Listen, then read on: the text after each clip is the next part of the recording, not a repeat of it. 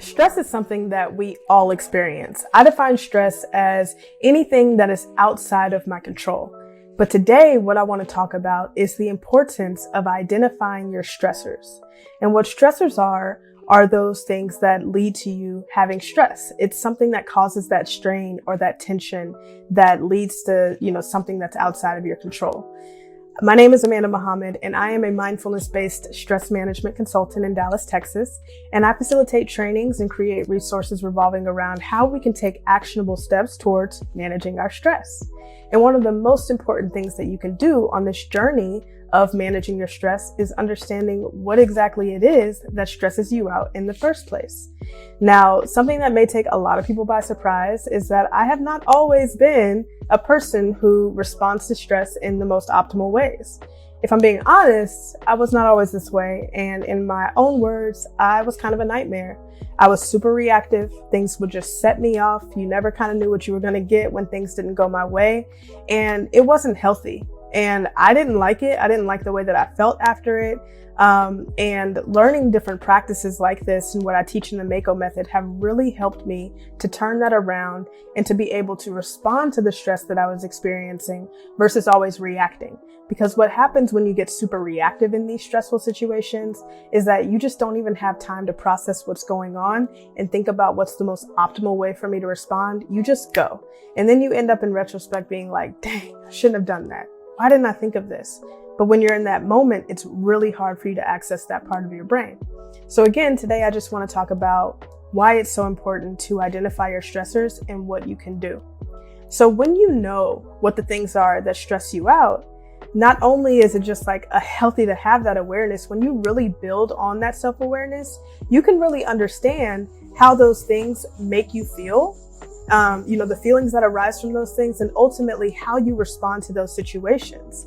And when you know that you have something that could lead to you experiencing more stress, that could lead to you reacting in a way that is not the most optimal, it's important to know what tools and strategies work for you to help you cope with that stress too, right? So when you have that, when you're able to identify what those things are in your life that activate that stress response, you also can have on that front end that sense of awareness, that healthy awareness to know, hey, I might not want to go into that situation because each time that I do, I feel this way. So let's talk about how you can identify those things. One thing that's really popular to explore when you are trying to figure out what are those things that stress me out is to use something like a stress journal. Now, if you don't want to have an actual formal journal where you're going in and you're saying at 10 a.m., Nancy GPS'd her way to my last nerves at work, it might be that you had a little, note that you keep in your phone that has just like a running list of things that kind of occurred throughout your day. And then you can start to pay attention to what are those trends? Like, where did I find myself feeling more stressed, or where did I feel anxious or angry or whatever it is throughout the day? Notice your different emotional states and what are the events that are occurring around those times so that you can start to build an awareness around, hey, I might need to have more coping strategies readily available when I have to meet with this person, or when I have to go into this environment, or when I know this certain date is coming up, or anything that might trigger you into those feelings of stress and experiencing that. You want to kind of build that awareness around it. You also want to actively work on your coping strategies. Now, in this instance, I'm talking about things that you can put in place if that does happen and if it arises, like, hey, I know that when I see this person, or when I have to jump on a call with this person, if I get escalated, I can do deep breathing exercises. I need to focus on being really grateful for my job because I have to keep it secured, or whatever it is, knowing what works for you. But if I'm being honest, of course, having a stress journal, keeping note of those things, taking note of what works for you as far as coping on the other side of that stressful situation is super important. And I want you to do those things. But one of the most important things you can do when it comes to managing your stress, identifying your stressors, all of that stuff, is taking a preventative approach. So before the stressful situation even happens, I want you actively working on managing your stress. I want you putting things in place so that when that stressful situation inevitably occurs, you're able to be more resilient. See, what happens is when you experience a lot of stress, the part of your brain that's responsible for thinking, learning, listening, language, all of that stuff, it essentially shuts down. And so that's why oftentimes when you react in a way that's, not optimal and, you do something and you can think back, you're like, dang, I shouldn't have done that. When you think about it, it all happened so fast. You didn't even think about what's the best way for me to respond. And so what you want to do is you want to have things in place on that front end, right? That you've already been exercising so that when things pop up, it doesn't feel like as much of a blow.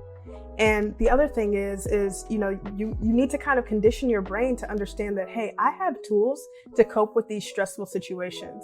But when you are just kind of like going through it and just like, letting the days take you instead of taking charge of your days, it's very easy to just get in this constant reactive state and feel like you don't have any control over these things that are happening or how to cope and things like that. But just like you would condition if you played a sport or if you wanted to master a recipe or when you were trying to learn how to read, whatever it is, you had to do what? Practice, right?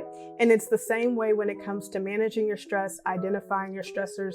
You want to know on the front end, what does that look like for you and what works for you when it comes to managing it, okay? So again, build an awareness around what your stressors are and know what you can do on the front end and the back end to manage your stress. If you are looking for ideas of ways to cope with the stress that you're experiencing, especially if you are one of these people that throughout the day you're experiencing different stressors, I want to encourage you to check out the Mako Method Resource Guide. You can find it at www.themakomethod.com, and it has 50 actionable strategies that you can use to build resilience to the stress that you're experiencing. You can gather some ideas in there of things that you can do throughout the day, different gratitude exercises and affirmations and breathing exercises and things that can help you access that sense of calm all throughout the day, okay? So take charge, know what stresses you out, put things in place to navigate it, and I promise you, you will notice a world's difference in the way that you are reacting and taking on the things that are inevitably going to pop up and stress you out, okay? I hope that helps. Create a great day.